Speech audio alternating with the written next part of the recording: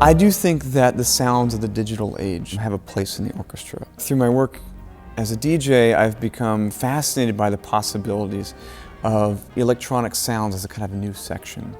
And this provides a huge imaginative landscape. The orchestra is the world's greatest synthesizer. You can still produce unbelievably new sounds with this consort of very old instruments.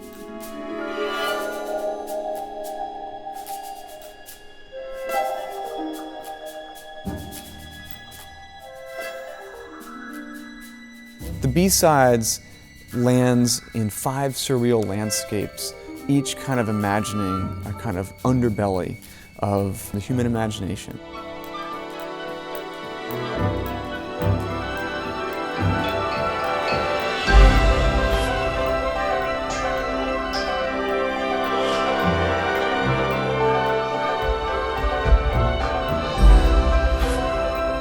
The Broom of the System, the first movement, is about a little chimney sweep that kind of dusts the circuit boards of our lives. And that's conjured up by these kind of very high frequency electronica clicks, sort of like the ticking of a future clock, and actual brooms in the orchestra you'll hear.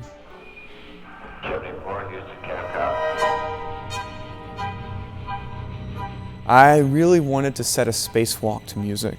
So I called NASA and left a message saying, if you have any archival recordings of the first American spacewalk, call me back. And they did. So I have these very ecstatic kind of conversations between Ed White and Houston that are set to this kind of ambient score.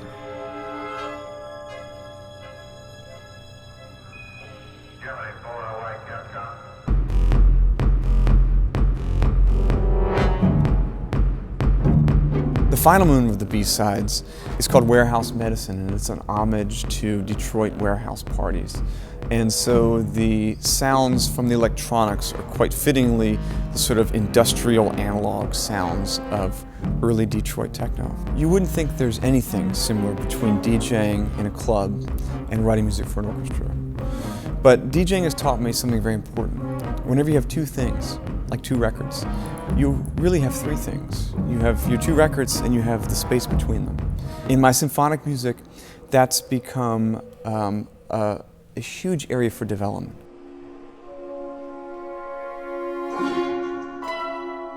Between the first movement of a symphony like Liquid Interface to the second movement, blocks of frozen sound that'll kind of dissolve into lots of running watery figuration in the second.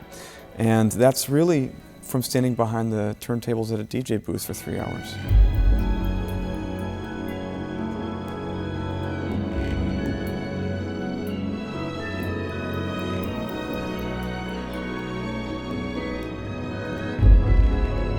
Liquid Interface is a water symphony that goes through all of water's forms.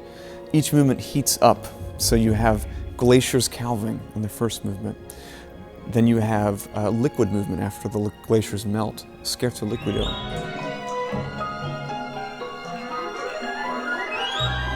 Pastoral music is maybe one of the oldest kinds of music, music that emulates nature.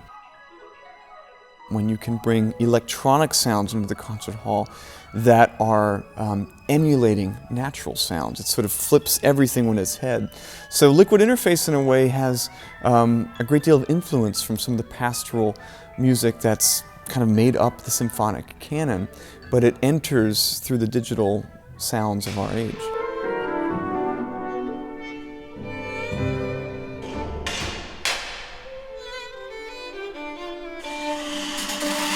What I really like about alternative energy is I think it's a combination of the electronic and acoustic sounds. Mason usually writes for a lot of different percussion instruments. He has a nice combination of a lot of traditional, classical, Western instruments, and in this case, some instruments that we had to go forage and find at a car part junkyard. Just like any musician would, we tried out the various resonances, the various attacks, how it would fit into the soundscape he was looking for.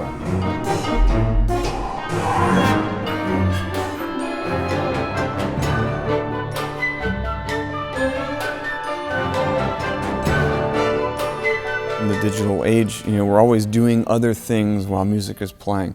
The symphonic space is so special, and I think it becomes more valuable the more plugged in we get. I think that heightened listening perspective, when all you're doing is listening to a piece of music, presents many theatrical possibilities. I'm so thankful that Michael Tilson Thomas and the San Francisco Symphony could take this adventure with me, playing my 3 biggest works and recording them in the most exciting way possible.